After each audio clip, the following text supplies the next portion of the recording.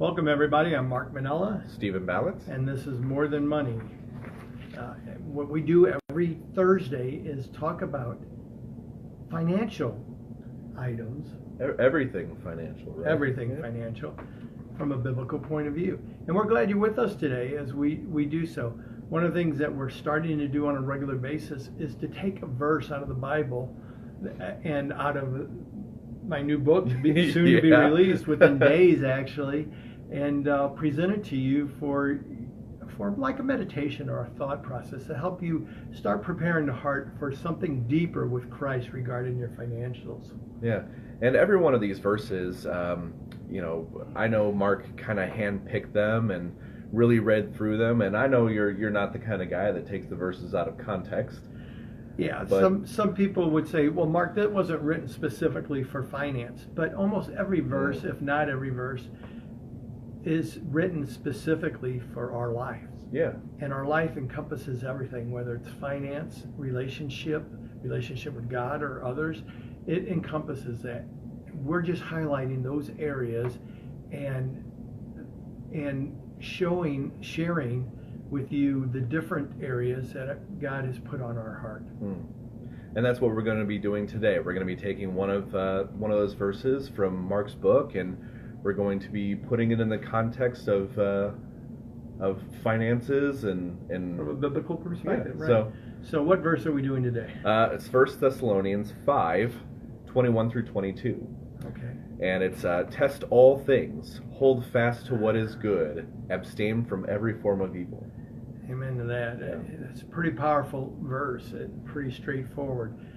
Notice it has all in there and every. Yeah. That's so important. You know, over the years, I've met people who have said that their lack of knowledge regarding what their investments are involved in.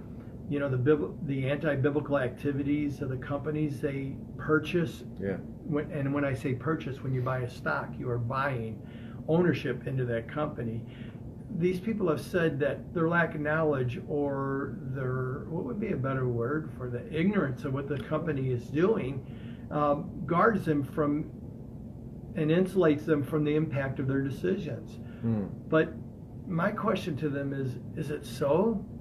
If one is purposely being ignorant of the consequences of their action, does that relieve them of their moral responsibility for the abuse, the pain, the death, and the addictions that their investment might be profiting from and promoting? You know, we see in this verse in 1 Thessalonians 5:21 and 22 that it just isn't so. No. It just isn't so. God calls us to test all things. All things. And not just some things. You know, all things would include what you do, how you do it. It would include all things, including your finances and your investments. Exactly. Yep. And we're to test our investments. Yeah. You know, to hold on to that which is good and abstain from that which is evil. Is it possible God is calling us to be purposeful even in our investments? Calling us to realize a greater purpose in our investments, even act, not at the expense of our returns, but possibly in conjunction with those returns. And what I mean by that is not forsaking investing, not forsaking making money, because why invest if you're not going to make money, but to do so in a way that honors God. I mean, just imagine a world where money flowed only to those companies that, created good in this world, that glorified God. Imagine an investment portfolio free from evil. Imagine a portfolio, that has been purposely positioned to do well financially and to do good for godly means. Yeah. Wow. Test all things. Build fast what is good. Abstain from every form of evil. We were talking about this earlier. I think too many people focus on that negative. Well, then I can't invest in this, or then I can't invest in this popular stock or something. But I don't think that they think of the other end. the investing in what is I know, good. the positive aspect of it. I, we have seen over the years, over the last 20 years, those of us who've been around and involved in investing with biblical integrity, we have actually seen mutual funds sell stocks off once they were alerted that they were doing ugliness. That moved millions of dollars away from companies that were doing ugliness, and moved that money to companies that were doing good.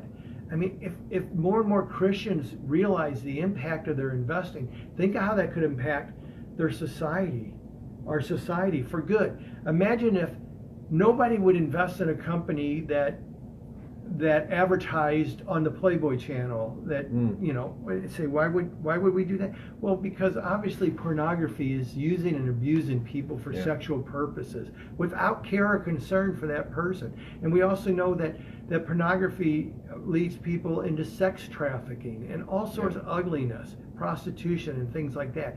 So what if nobody would invest in a company who advertised on any pornographic show or promote any book or any website that did that kind of stuff, and that money moved to companies that promoted family-friendly entertainment and promoted the biblical concept of family? How much more wonderful would this world be if that would happen? And that can happen, and we've seen impacts of that happening. Yes, I know as time goes on, it's getting worse and worse in this world. Well, I read the book. I understand why that's happening.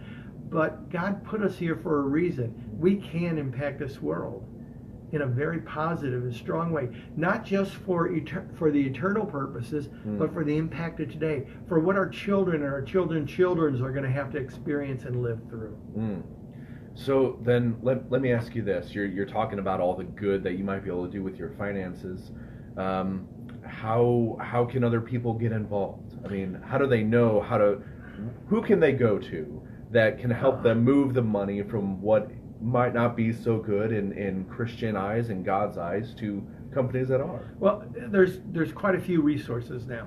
It used to be that we did it for free for anybody. We still do, by the way, at Integrity Investors. You can go out to integrityinvestors.com and put in the holdings that you have in your portfolio, and we'll screen it and email you the results of which you're participating and promoting with your investments, and you will not be heckled or bothered unless you want additional help. You also could go out to evaluator.com, which is the source of where most of us in the investing with biblical integrity movement get our data and research from, and they will screen a certain amount of your portfolios for free. Of course, More Than Money Ministries, you could go out to their website. They too will, that's who we're doing this broadcast for. They too will screen your portfolio for free. So there's no cost to it. And with that said, think about this. There's no cost to do it. Aren't you at least curious? I mean, I'm not asking you to make a change in your portfolio. I'm not asking you to do anything, but just find out. Why don't you start with that? Just find out what's in your portfolio. Just be curious. And then take it from there. Yeah. And so the verse that we went over, the 1 Thessalonians verse. So this whole basis, I mean, obviously is based on the Bible, but this excerpt was taken out of your soon-to-be released book. That's correct. And so, people also could order the book. It's a pre-release order right now. Anybody who orders the book by going out to the wallstreetawakening.com and pre-orders it, we are going to personally sign it. I'm going to personally sign it for them and ship it to them when the books are released. So you can go out to wallstreetawakening.com. That also is going to be loaded with a bunch of resources and other books. People who influence me, like Randy Alcorn and some of his books, Ron Ballou, just a bunch of people that are in the industry that they too are finding how to help people with their finances from a biblical point of view. And, the whole idea of the book, again, is to help people get back to a deeper relationship with Christ, impact their lives spiritually and financially, and hopefully the people around them, even their community, by investing with biblical integrity.